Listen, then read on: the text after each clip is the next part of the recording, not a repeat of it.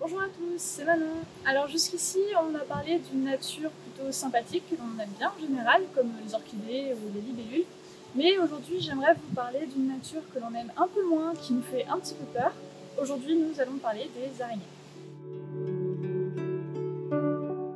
Une araignée, comme vous le savez peut-être, ce n'est pas un insecte. Un insecte, ça va être un animal avec un exosquelette qui a 6 pattes et une paire d'antennes, ni plus ni moins. Les arachnides se différencient par 4 paires de pattes. Elles n'ont pas d'ailes, pas d'antennes. Donc parmi les arachnides, on trouve bien sûr les araignées, mais aussi d'autres espèces tout aussi sympathiques comme les scorpions ou les acariens. Dans le monde, on a dénombré à peu près 49 000 espèces différentes d'araignées, et rien qu'en France, on en trouve tout de même 1700. Il y a quelques espèces que l'on peut retrouver chez nous. Donc on va commencer par celle qui fait peur, que l'on n'aime pas beaucoup, que l'on retrouve parfois chez nous en automne, c'est la tagénaire.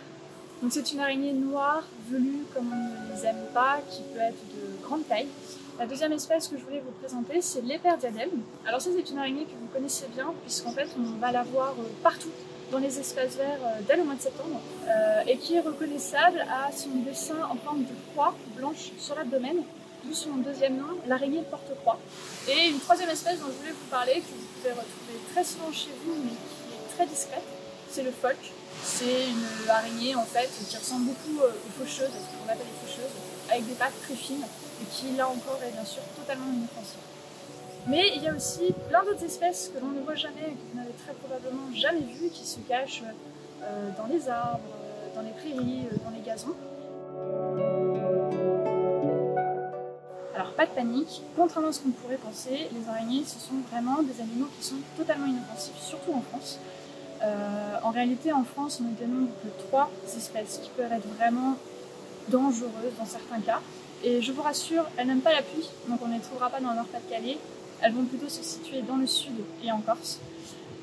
Et il y a aussi très peu d'espèces d'araignées qui sont capables de nous mordre.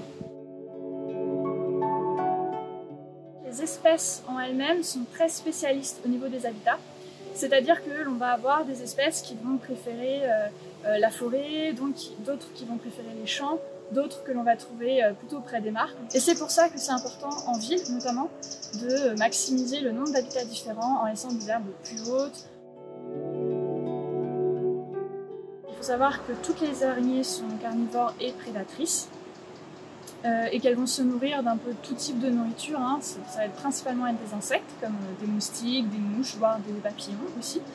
Donc les araignées, ce sont des prédatrices, mais il faut aussi savoir et avoir conscience que ce sont aussi des proies, puisque les oiseaux, notamment, sont très friands des araignées.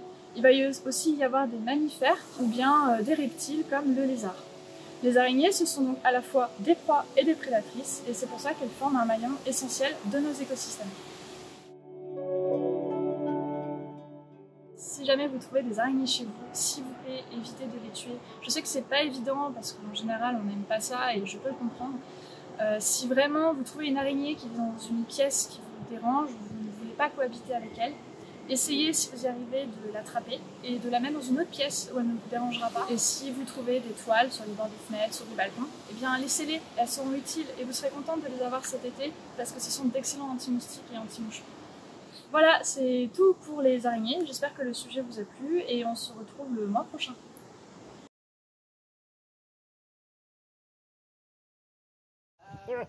J'ai eu peur.